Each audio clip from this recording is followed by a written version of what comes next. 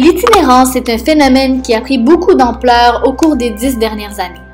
Il est estimé que le nombre de sans-abri au Canada en 2005 s'élevait autour de 150 000 personnes. De ce nombre, 30 000 seraient situés dans la ville de Montréal.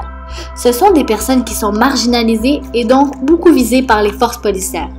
Les 10 infractions les plus reprochées aux itinérants représentent près de 78% de l'ensemble des infractions, soit 10 265 infractions sur 13 176 constats d'infraction émis en vertu des réglementations municipales. C'est ce qui nous amène à nous demander si la judiciarisation des itinérants laisse place à l'exercice de leurs droits. Il faut cependant préciser que les personnes itinérantes visées par notre recherche ne sont pas celles qui ont choisi ce mode de vie.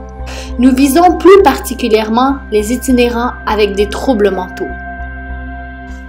Pour notre recherche, nous nous sommes basés principalement sur les études de Céline Bello. En effet, depuis ces études, le sujet de l'itinérance est beaucoup plus documenté qu'il ne l'était, particulièrement grâce aux statistiques que ces études ont fournies. Par ailleurs, le RAPSIM nous fournit des précisions sur le portrait de l'itinérance. De plus, le rapport de recherche de la Commission des droits et libertés des personnes et de la jeunesse de 2009 nous a aidés pour le volet de l'atteinte aux droits du logement, de la sécurité et de la dignité. Finalement, nous nous sommes basés sur le mémoire du Barreau du Québec sur l'itinérance. Il est difficile pour nous et tout chercheur d'avoir un dénombrement précis en raison de la nature même du phénomène d'itinérance. En effet, tel que mentionné à maintes reprises dans les recherches, les personnes itinérantes ne partagent pas toujours leur information de façon véridique et exacte. De plus, ce sont des personnes qui sont marginalisées de par la précarité de leur statut et de par leur déviation vis-à-vis de la société. Aussi, il existe sur le sujet une abondance de documentation et des statistiques dont le résultat diffère en raison des facteurs précédents. Notre recherche porte principalement sur les infractions au règlement municipal de la Ville de Montréal. De plus, nous nous sommes limités à l'itinérance chronique et non temporaire. L'itinérance chronique est la plus visible. Les personnes dans cette situation n'ont pas connu de logement depuis une longue période. De plus, nous nous intéressons sur les itinérants victimes de répression accrue de la part des forces policières. Ces personnes se caractérisent par un nombre important de constats, soit plus de 10 constats d'infraction par année. Les résultats de notre recherche nous ont permis de conclure que l'itinérance est devenue au cours de ces 10 dernières années non pas uniquement un mode de vie mais davantage un crime. La situation d'itinérance est perçue, dénoncée, contrôlée comme une situation de menace pour l'ordre public. C'est bien d'ailleurs pourquoi nous nous questionnions à savoir si l'itinérance était davantage brimée par sa dérangeosité que par sa dangerosité. Il est généralement reconnu que les itinérants font partie des personnes les plus démunies et les plus vulnérables de notre société. Ce classement a notamment pour effet d'imposer à chacun des membres de ce groupe l'image préjudiciable et stéréotypée que la société se fait des personnes itinérantes, soit celle de l'itinérant nuisible, agressif et dangereux. En ce sens, la judiciarisation des personnes itinérantes pour troubles à l'ordre public renforce alors ces préjugés. Les itinérants représentent une population vulnérable et diversifiée qui peine à faire valoir leurs droits, notamment à cause de la désorganisation des itinérants, soit la perte de toute carte d'identité affectant leur accès aux biens et services, dont notamment l'accès aux institutions hospitalières et financières. Aussi, il y a le fait que l'accès aux services juridiques est limité dû à la méconnaissance de ces services, à la difficulté de compréhension des termes juridiques et de leur méfiance face au système. Un autre obstacle juridique serait que les itinérants font l'objet, en raison notamment de leurs conditions sociales, de distinction et d'exclusion à certains services publics. Il y a aussi un problème d'accès à l'aide des organismes de solidarité sociale qui exercent à cet égard un pouvoir discrétionnaire. En pratique, les itinérants qui se voient imposer un constat d'infraction aux règlements municipaux ne bénéficient pas de l'aide juridique pour assurer leur défense puisqu'elles ne sont alors passibles que d'une amende. Ce n'est que des années plus tard, lorsqu'elles sont susceptibles d'être emprisonnées pour non-paiement d'amende, qu'elles peuvent bénéficier de l'aide juridique.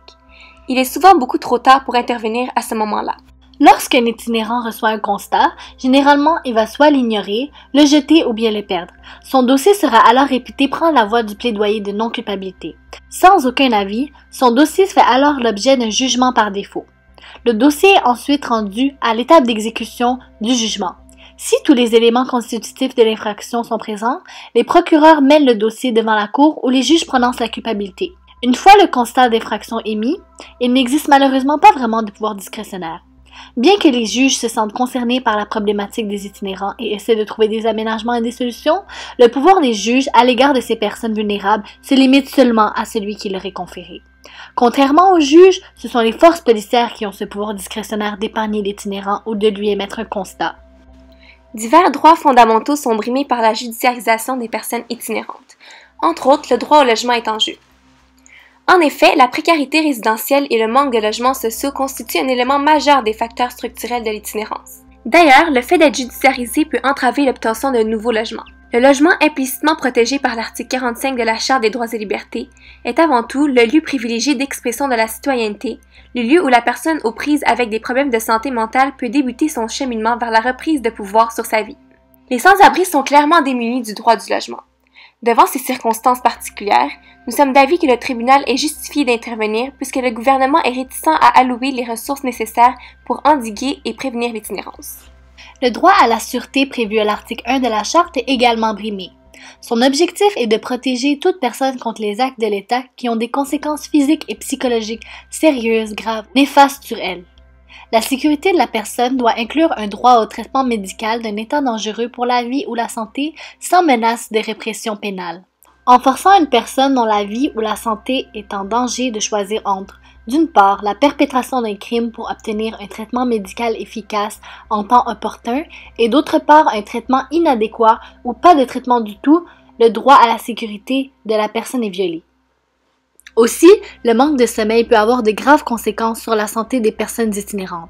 Si le fait de se loger dans des endroits publics comme les parcs le soir consiste en une infraction punissable par amende, on conclut qu'il s'agit d'une atteinte au droit à la sûreté et au respect de l'intégrité des sans-abri garantis par l'article 1, puisqu'ils n'ont pas de place où dormir sans avoir un risque d'être punis.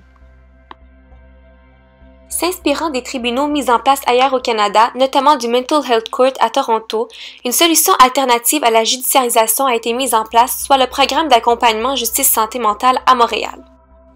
Puisqu'on estime qu'entre 30 et 50% des itinérants auraient des problèmes de santé mentale, ce programme a été mis en place à la Cour municipale de Montréal afin d'offrir des services de santé adaptés à la condition des contrevenants présentant des problèmes de santé mentale pour proposer des alternatives à l'emprisonnement. Ainsi, l'itinérant aurait un choix, soit de subir l'incarcération, soit d'accepter un encadrement par un intervenant et de coopérer pour l'amélioration de sa santé, ce qui pourra éventuellement retirer toute accusation émise contre lui. Notre recherche nous a permis d'établir que ce choix donné à la personne itinérante n'est pas vraiment un vrai choix. C'est-à-dire que si l'itinérant ne suit pas les interventions médicales, il retombera alors dans le tribunal régulier et va suivre le cours normal du processus judiciaire. L'itinérant doit consentir aux soins médicaux au risque de se retrouver en prison. Ce consentement aux soins que l'on peut qualifier de viciés porte atteinte au droit à la liberté garanti par la Charte canadienne, qui est intimement lié au concept crucial de dignité humaine. Ce dernier donnerait le droit de prendre des décisions personnelles fondamentales sans l'intervention de l'État. À la lumière de nos recherches, le droit à la dignité qui devrait conférer à l'individu une marge d'autonomie dans la prise de décision d'importance fondamentale pour sa personne n'est pas respecté lorsqu'on impose à l'itinérant un choix préconçu entre l'incarcération ou l'intervention médicale. Finalement, il est difficile pour nous et tout chercheurs d'avoir un dénombrement précis en raison de la nature même du phénomène de l'itinérance. En effet, tel que mentionné à maintes reprises dans les recherches, les personnes itinérantes ne partagent pas toujours leurs informations de façon véridique et exacte. De plus, ce sont des personnes qui sont marginalisées de par la précarité de leur statut et de par leur déviation vis-à-vis la société. Aussi, il existe sur le sujet une abondance de documentation et des statistiques dont le résultat diffère en raison des facteurs précédents.